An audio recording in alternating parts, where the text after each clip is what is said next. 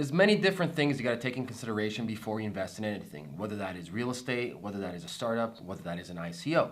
So before I continue, I do want to state this. I'm not a financial advisor.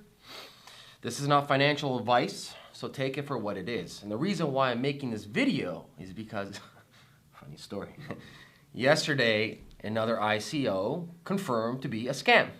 And so when participants who logged into their website, they saw a sign that said penis.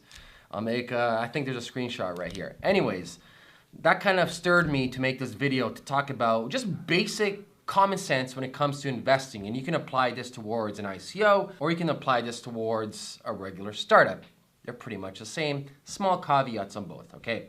So, when we're looking at an ICO, and so there's a couple things to look at. There's different verticals and categorizations of tokens. Number one, there's protocol tokens. So that would be Bitcoin, Ethereum, Bitcoin Cash, Litecoin, etc., etc., etc. Cosmos, so these side chains. These are protocol layer tokens, which is necessary for the functionality and the programmable logic within that ecosystem. Meaning, if you take that token out, everything falls apart. Then you have some other deviation of that they call utility tokens, which most people are claiming. In reality, there's no utility. It's almost like a casino where it's like, well, our token does X, and you have to pay us to get our token and use our token in our ecosystem, etc., etc. No different than a casino. And then there's app tokens, which are part of an application process. Okay, I'm not going to go into fine details. Anyways, those are kind of the three common ones. And finally, sorry, I would say four. There are security tokens, which, truth be told, between you and I would say a majority of these new so-called utility tokens, they are securities. They are securities. And you'll see this year the SEC here in Ontario, the OSC, they're going to be coming down hard on people. And there's a bunch of other legal ramifications when it comes to this stuff. Anyways, regardless of whether it's a securities token, or utilities tokens, a platform tokens, or app tokens, this applies to everything what I'm about to talk about. Okay, so first thing, you get this, I don't know, we'll use this right here. You get this white paper and you're reading it.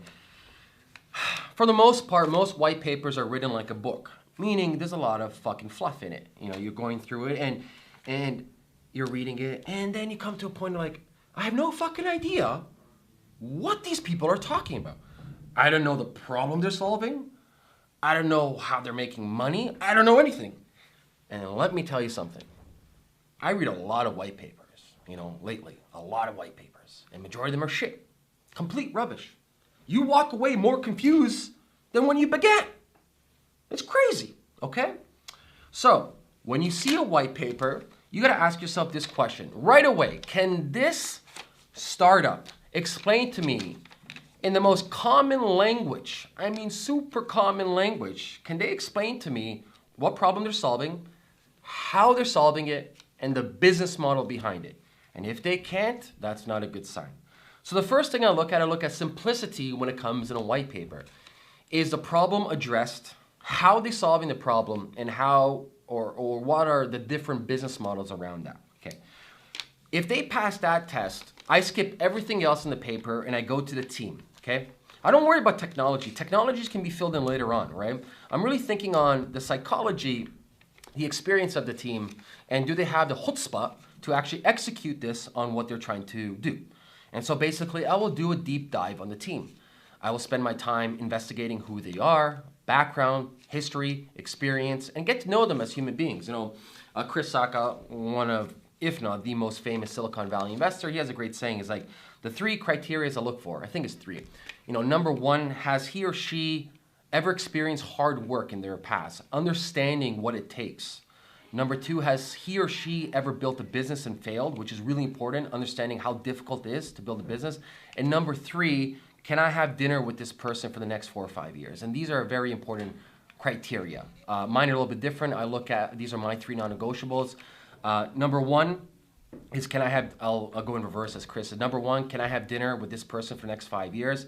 Number two, would I invite this person to my wedding in the past? And number three, can I vouch for this person? Can I actually attach my name and saying, yes, invest in this human being because he knows or she knows what she's talking about, okay? So that's what I do. I look at the team, right? So we have first messaging. Do they properly address the problem they're solving? and how they're solving it and the business model, then we get to the team. If they've passed those check marks, finally we get to the Xbox. And the Xbox's variabilities is very difficult for you and I to control. And so Xbox is timing of the marketplace, geographical timing, that is, timing whether that is in China, United States, Canada, etc. Timing of the global marketplace. And that's really difficult to calculate and put in your formula, but it's something to be cognizant of and aware of, right? And there's many different formulations when it comes to your own vetting, let's say, equation or your own vetting system. For example, Bruce Fenton, he has a spacesuit formula. I'll leave a link below the video. It's a great one. You can do the checklist, and it's a deep dive. But for me, I always believe technology would be second, human beings are first. Technology, you can always find people to build the technology, and obviously you have to because you're building a startup, you gotta hire people. And as a CEO, your job is to find the best and smartest people, much smarter than you, and hire them, and your job is to build out the family as a startup. And so that's what I view as ICOs. I look at, do they understand what they're doing? Are they a strong fundamental team? You know, they're not here just to make a quick buck. And finally, segueing over to the final creme de la creme, I look at the token. Not even token economics or the crypto economics. I actually look at the basic question, and that question is this: why do they need a token? And so we can revert back to the first question we ask ourselves is, did this team properly present the problem they're solving, how they're solving it in the business model, right? So this will be connected to why do they need a token? And for the most part, most ICOs don't need a token. It's a money grab. They have no business model. They could not raise money from regular investors. Hence, why they're doing a token, because right now we're in the space of FOMOnomics, fear of missing out economics. So everyone's throwing money like crazy in hopes of a quick arbitrage. Everyone's speculating. They're not really your true customers or audiences. They just want to pretty much profit off you, run to the next one. And, you know, all these whale groups jumping around everywhere. So when you ask that question, you know, is a token necessary? You need to do a deep dive. It's like, what is a token doing? Why is a token necessary? I always like to ask this secondary simple question, that's this: if I remove this token, does this business model disappear? If the answer is no, then for the most part, they don't need a token. Meaning, if I could take this token and then put, like, say, Ethereum in there, since everything's on an ERC20, so you can put whatever token you want, or I can put Bitcoin in there, or I can put whatever in there. If I can do that, there's no need for your token, right? And so to finalize, you're left with two answers after this.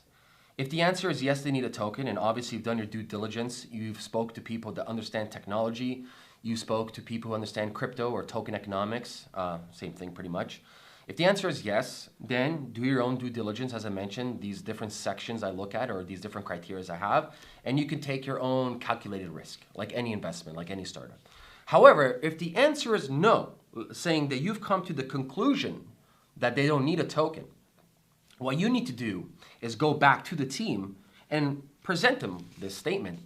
Guys, can you explain to me why? And I mean without a shadow of a doubt, like really hardcore, that you need to convince me. Pretend you're trying to put a religion down my throat or whatever.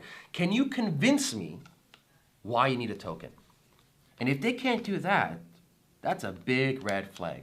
And for the most part, guys, like I said before, I think ICOs are an amazing innovation. There's so many iterations that we can evolve from.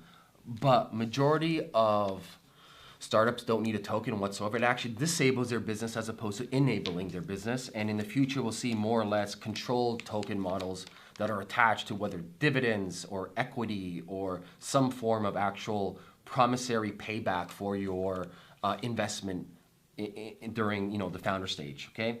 So that's my take on it. You know, I didn't want to make it too technical or go into finite details. I want to give you the tools necessary to succeed. And this is applicable to anything, guys. This is applicable to a startup. This is applicable to real estate, like going to a neighborhood, understanding who you're buying from, why he or she is selling, you know, what's the value of the neighborhood, looking if the neighborhood is going to increase in the future. Like, at the end of the day, it's understanding psychology and understanding the people that you're doing business with, okay? If you have any questions for me, leave a comment below this video. Like always, guys, if you want to learn about blockchain coding and if you want to become a blockchain developer, head over to BlockGeeks, guys. Peace.